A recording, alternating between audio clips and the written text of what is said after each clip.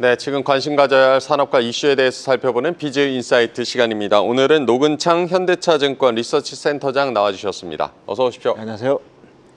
네, 간밤 장 마감 후에 엔비디아 실적 발표가 있었습니다. 애프터마켓에서 주가는 상승세를 보이고 있는데요. 엔비디아 실적 전망해 보도록 하겠습니다. 권미정 캐스터 연결합니다. 네, 엔비디아가 오늘 새벽 실적을 발표했습니다. 정규장에서는 실적 기대에 상승하다 트럼프 대통령이 반도체 소프트웨어 기업들의 새로운 중국 무역 규제를 발표하면서 하락 마감했는데요. 엔비디아는 정규장을 하락 마감한 후 호실적을 발표하면서 시간의 거래에서 4% 상승으로 마쳤습니다. 자세한 실적 분석에 앞서서요, 실적 숫자가 어떻게 나왔는지는 저와 함께 살펴보시죠. 우선 이번 분기 실적을 정리하자면 엔비디아가 1분기 매출과 순이익 모두 예상치를 상회하는 실적을 거뒀습니다. 그 가운데 AI 칩 사업을 포함한 데이터 센터 사업이 급성장했고 중국용 H20 칩 수출 규제로 인한 타격은 예상보다 적었다는 게 가장 핵심적이었는데요. 숫자로 한번 확인을 해보면요. 매출과 주당 순이익 모두 컨센서스를 상회한 숫자를 냈습니다. 매출액은 440억 6천억 달러, 그리고 주당 순이익은 0.96달러를 기록했는데요. 각각 전년비 69%, 그리고 76% 성장하는 엄청난 성장률을 보여줬습니다. 다만 매출 증가율은 최근 엔비디아가 기록한 수치 중에 가장 낮은 수준을 기록했는데 바로 중국 수출 규제 때문이었고요. 또 마진율도 컨센서스를 하회하는 모습이 나타났는데요. 파란 글자로 표시를 해봤습니다. 컨센서스 71%를 하회한 61% 이번에 발표가 됐는데 하지만 이번에 중국 수출 규제 영향을 제외한 마진율은 71.3%, 컨센서스를 소폭 상회한 결과가 될 수 있었다고 말을 했습니다. 중국 수출 규제 영향을 제외한다면 매출도 25억 달러 더 늘어나서 컨센서스를 상회하는 폭이 더 클 것이라 말했는데요. 시장은 이렇게 중국 수출 규제 때문에 좀 아쉬운 결과긴 했습니다만 그 영향에도 생각보다 훨씬 더 선방했다는 평가를 내리고 있습니다. 부문별 실적도 살펴보자면요. AI 칩 사업이 포함된 데이터 센터 부문 매출의 성장세가 엄청났습니다. 전년비 무려 73%나 급성장하는 모습이 계속 나타나고 있고요. 또 전체 매출의 88%를 차지했습니다. 자동차와 로보틱스의 성장률도 72%, 전년비 급성장하는 모습이 나타나는 모습이 확인됐습니다. 2분기 실적은 기존 전망치를 소폭 밑돌 것으로 보입니다. 엔비디아는 기존에 2분기 매출 전망을 455억 1000달러에서 450억 달러로 조금 내려 잡았는데요. 이번에 H20 칩 수출이 중단되면서 80억 달러의 손실을 반영한 결과라고 합니다. 2분기 마진율은 컨센서스와 거의 비슷하거나 소폭 상회할 것으로 봤습니다. 그럼 엔비디아 실적에 대한 보다 자세한 이야기 함께 나눠보시죠. 네, 브리핑 보고 오셨고요. 좀 더 깊은 이야기로 들어가 보겠습니다. 센터장님, 먼저 엔비디아 실적 어떻게 보셨습니까? 중국 H20 수출 제한에도 불구하고 양호한 실적이 나왔고요. 저희가 봤을 때는 이제 엔비디아가 매출액은 지난 4분기 대비 12% 이제 증가한 거는 되게 좋은데 다만 이제 그런 데이터 센터 관련된 일부 규제 때문에 데이터 센터 매출액은 9.9% 늘었거든요. 그러니까 엔비디아의 전체 매출 증가율보다 조금 하회했습니다. 네. 그렇지만 이제 저희는 이제 그런 힌트를 조금 얻었던 게 TSMC가 이제 1분기에 HPC 매출액이 지난 4분기 대비 7%밖에 안 늘었거든요. 엔비디아는 뭐 그거보다는 좋게 나왔으니까 그 부분은 괜찮지만 역시 중국 수출 제재가 없었다면 좀 더 놀라운 실적이 나오지 않았을까 그렇게 저희는 분석하고 있습니다. H20 수출 제한이 아무래도 실적에 좀 영향을 준 것 같습니다. 실적 발표 이후 젠슨 황의 발언도 있었는데 AI 산업 이 수요는 여전히 강력하다라고 하면서 계속해서 거듭 강조를 했습니다. 어떤 부분을 주목해서 보셨습니까? 저는 이제 저희가 계속해서 이제 시장에서는 이제 클라우드 서비스 프로바이더들의 수요만 주로 보는데 저희는 계속 방송 나와서도 이제 소원인 AI를 이제 의미 있게 봐야 된다고 했는데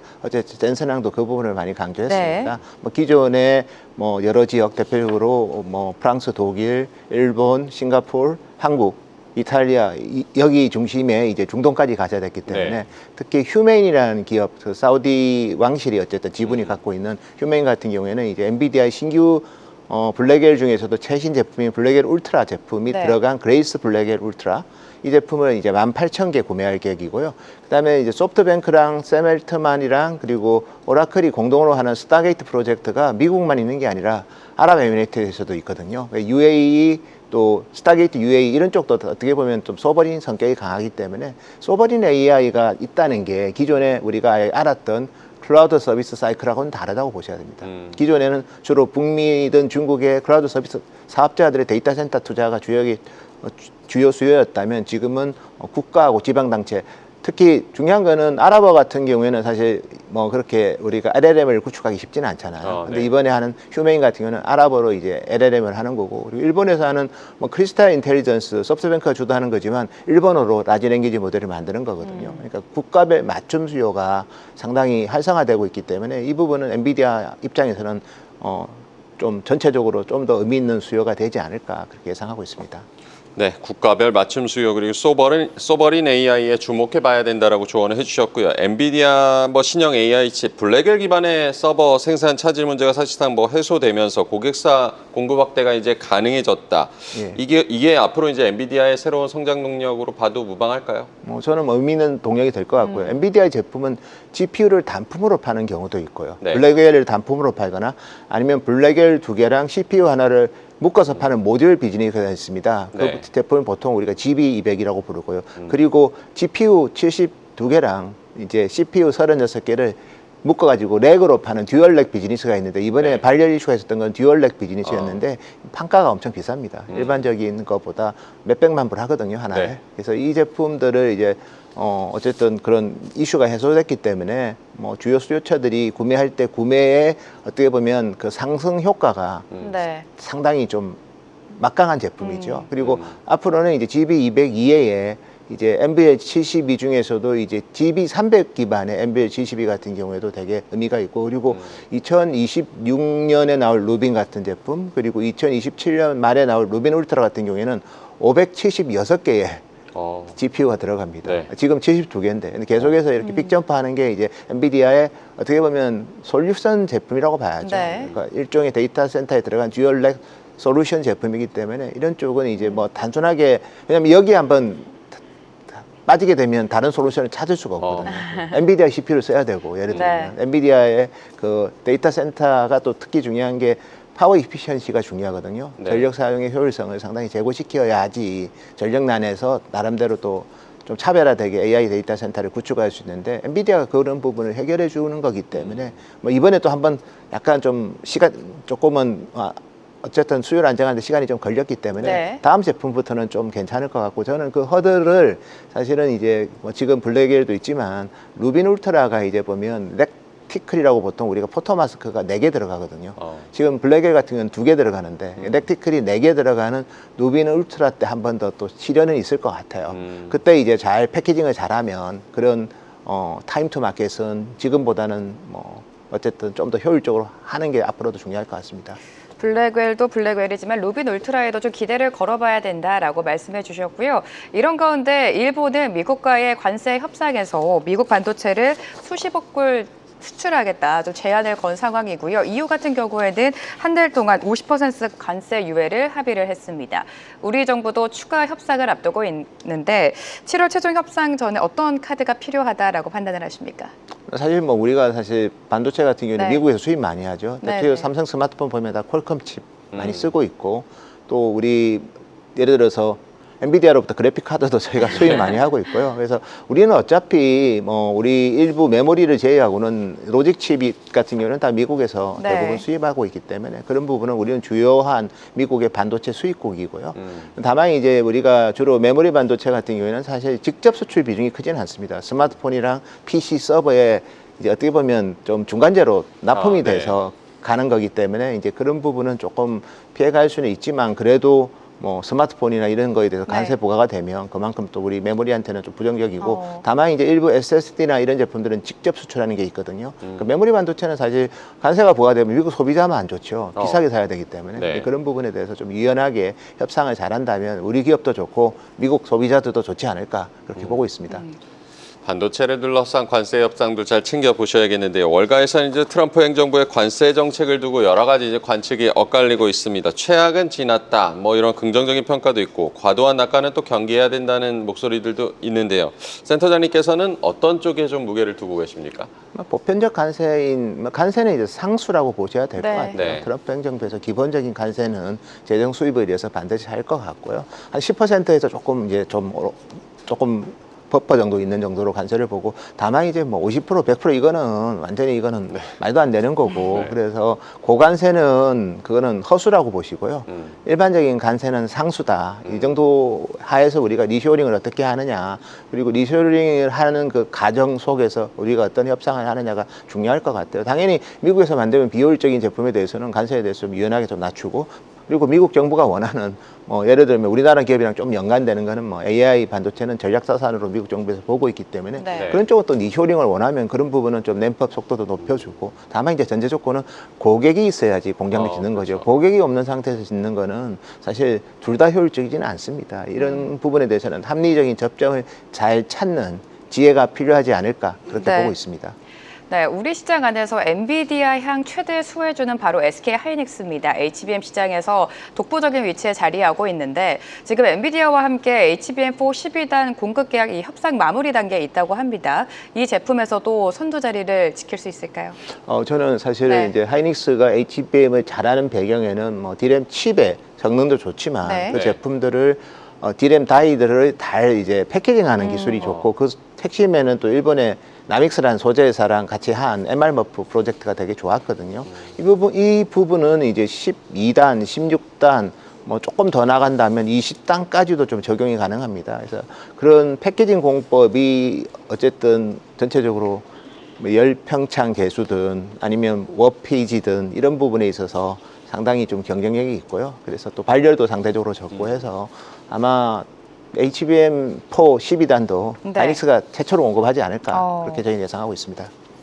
SK 하이닉스, HBM 이 패키징에서의 기술력이 좀 돋보인다라고 짚어주셨고요. SK 하이닉스는 HBM 외에 다양한 차세대 또 성장 동력을 준비하고 있다라고 하는데 지금 시점에서 좀 눈여겨봐야 될 제품들 어떤 걸 보고 계십니까? 사실 지금 이제 HBM은 다 이제 인프라 제품이잖아요. 네. AI 서버에 들어가는 거고. 근데 어쨌든 소비자 제품도 중요한데, 소비자 제품이 사실 최근 들어서는 또 전체적으로 교체 주기가 좀 길어지고 있어요. 다 성숙기 산업인 스마트폰 PC다 보니까. 그렇지만 그런 PC랑 이런 제품에서도 일부 이제 좀 획기적인 제품들이 나오고 있습니다. 노트북에 네. 특히 들어가는 LPCAM2 같은 경우에도 있고, 모바일 디램을 만들거든요. 탈착식이 가능하고 훨씬 에너지 효율적이고, 그리고 이제 엔비디아가 이제 앞으로 이제 공개할 그런 개발자용 AI 칩들이 있을 건데, 슈퍼컴퓨터가 있을 건데, 거기에 또 들어가는 뭐 소켄 같은 것도 모바일 디램 기반이거든요. 이런 제품들은, 왜냐면 모바일 디램이 지금 중국 창신 메모리가 계속 가격 인하를 하다 보니까 네. 우리 기업들은 좀 초격자를 해야 되는데 스마트폰 애플리케이션 가지고는 좀 한계가 있는 것 같고, 그러니까 모바일 디램에 이제 롱텀하게 가야 될 방향에는 일단 노트북이 있고,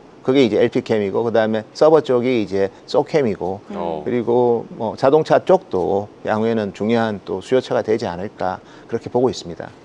네, SK 하이닉스 실적 측면을 보더라도 계속해서 시장 기대를 웃도는 어닝 서프라이즈를 기록을 하고 있습니다. 2분기 역시 실적 성장이 좀 기대가 되고 있는데 전망을 좀 해주실까요? 네, 저희가 사실 어제 컴퓨텍스 다녀온 인덱스 리포트를 네네. 내면서 SK 하이닉스에 대한 2분기 실적 전망도 업데이트를 좀 했고요. 네. 저희는 뭐 여전히 순항할 것으로 예상하고 있고, 저희는 한 2분기는 한 9.2조 정도 예상하고 있습니다. 그래서 계속해서 이제 호실적이 좀 이어지지 않을까, 그렇게 예상하고 있습니다.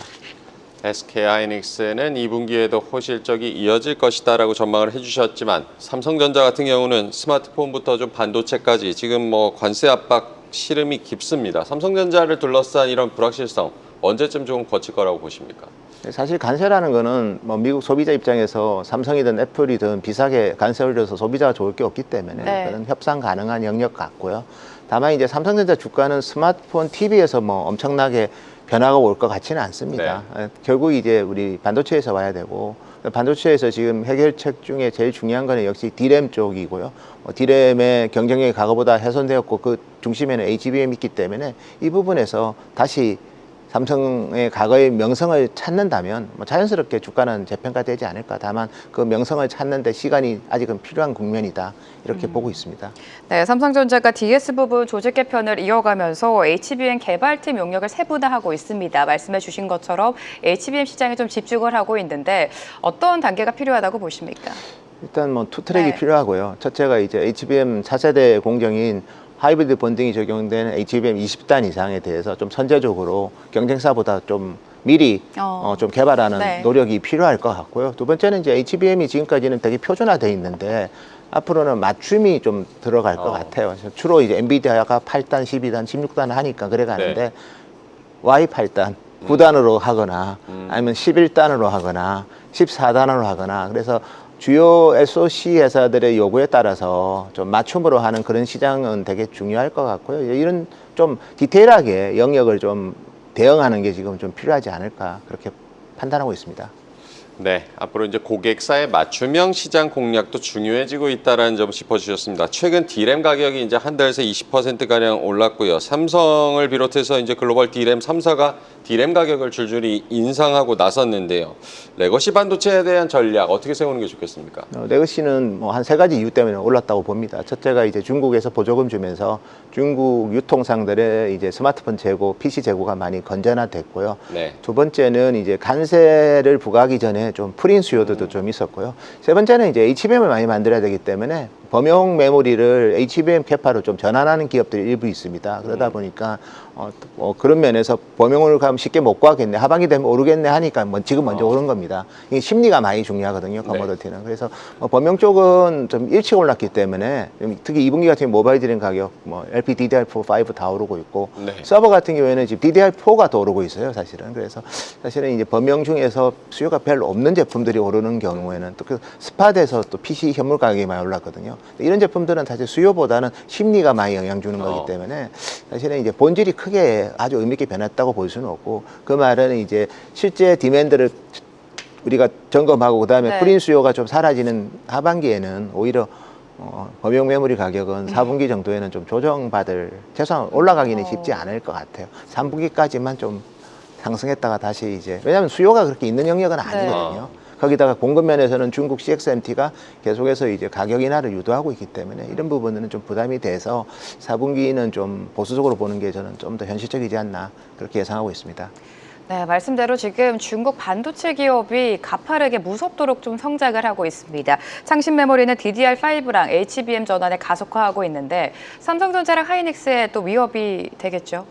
저는 사실 모바일 쪽은 중국 스마트폰 회사가 전 세계에서 제일 스마트폰을 많이 만들잖아요. 60% 이상 만드니까 그쪽은 뭐 우리 기업한테 아플 것 같아요. 네. 다만 이제 HBM 같은 경우에는 사실 우리나라도 사실 중국의 HBM3는 직접 수출은 못합니다. 네. 계속 규제를 받는 거고 또 엔비디아의 GPU도 또 중국의 수출 제재를 계속 받지 않습니까? 중국에서 필요한 GPU는 이제 중국이 조달해야 됩니다. 네. 그 시장은 사실 우리 기업들이 그렇게 기회가 지금도 새로 생기는 시장이기 때문에 근데 사실 이제 그 제품에는 아마 뭐 창신 메모리든 아니면 하웨이가 직접 지금 HBM 준비하고 있거든요. 이런 제품들은 중국향 하웨이의 그런 추론 칩에 창신 메모리랑 하웨이가 개발한 HBM이 아마 탑재될 건데 그 부분은 어차피 우리 기업이 가져갈 수 있는 시장은 아니기 때문에 뭐 중립적으로 보시는 게 맞을 것 같습니다. 네, 중국의 이 반도체 기술도 잘 챙겨보셔야겠고요. 최근에 국내 반도체주 흐름을 보면은 대변수로 인해서 좀 변동성도 크고 부침도 좀 있는데요. 추세 상승을 위한 모멘텀 어디에 있다고 보십니까?